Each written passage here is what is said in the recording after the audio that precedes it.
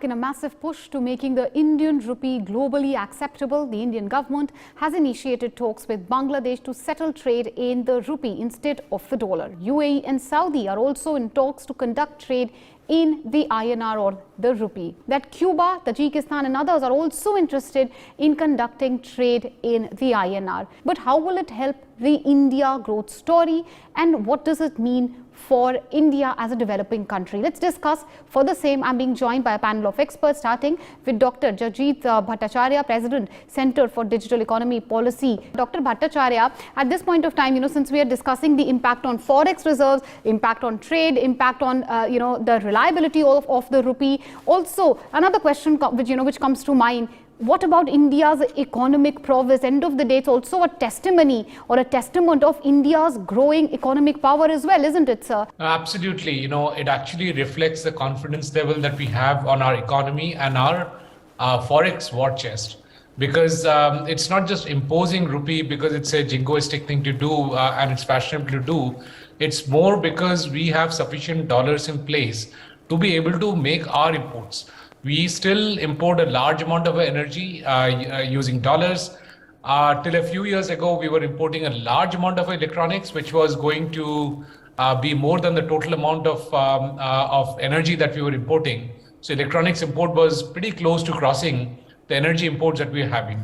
So when we are doing trade with countries where we have we don't have a deficiency, we actually have a current account advantage on those trades, we are still choosing to not do trade in dollar and do trade in rupee is a mark of the confidence that we have that we will be able to cover our imports with the dollars that we have in our bank. So for example, with Bangladesh, we have an annual current account deficit of $14 billion, which is Bangladesh having that deficit with us. So every year we earn $14 billion excess from Bangladesh. We are saying we don't need the dollars, just give it back to us in rupees and we will still be able to manage our imports. So it's definitely a very strong signal to the rest of the world that we have enough hard currencies or dollars and euros and so on, which will help us import energy to begin with and everything else. And most of the trade in energy is happening in dollar, which actually what props up the dollar's value. So it's going to set up a chain of reactions in the global currency market, because now we've got a foothold in trying to do trade in rupees, which will then lead to an ability to do more with rupees, including a full capital convertibility. Right now, one of the reasons why all these trade discussions are tentative in nature is because you really cannot do a free capital convertibility. It's a very controlled convertibility that we have. Now, when we have more and more of such trades happening, we will be in a position to have a free capital convertibility. And as we are hurtling towards becoming the third largest economy in the world, I think it's just befitting that we have a currency which represents the strength that our economy has and has the ability to freely both convert the currency and do trade with the currency. Dr. Bhattacharya, when it also comes to establishing the dominance of the Indian rupee, now India is expected to be the third largest economy very, very soon. As I think you said earlier, only befitting that the rupee becomes a globally accepted currency as well. No, absolutely. But I must underline that this is not a jingoistic reason for having rupee as a medium of trade. There is fundamental economics behind it, which will enable more jobs to happen in India, which will give us the fiscal headspace and the monetary headspace because of things that will unravel once we have rupee as a mechanism to do international trade. Let me give an example and extend what Gautam Mukherjee was talking about.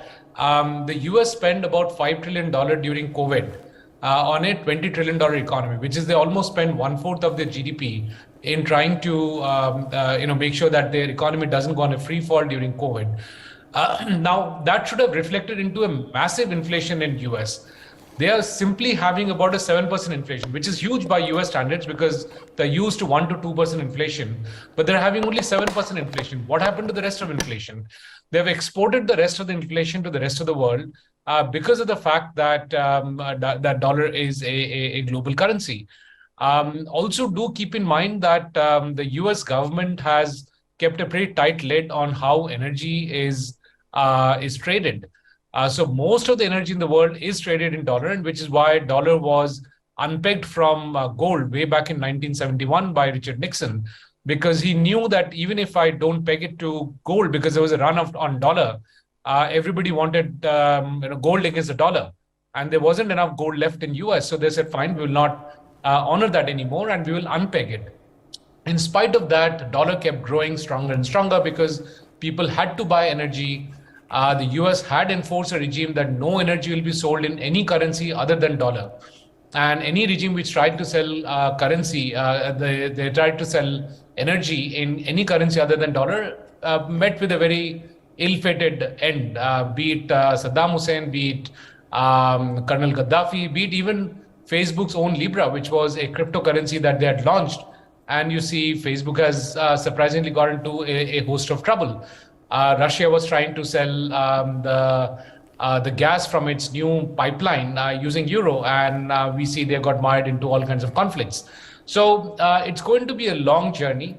It is something that will be defended by US.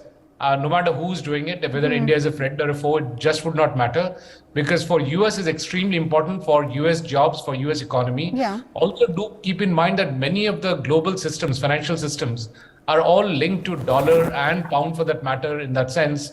And therefore, changing that is going to be a long process. On that note, I thank all the guests who joined us on this extremely riveting discussion.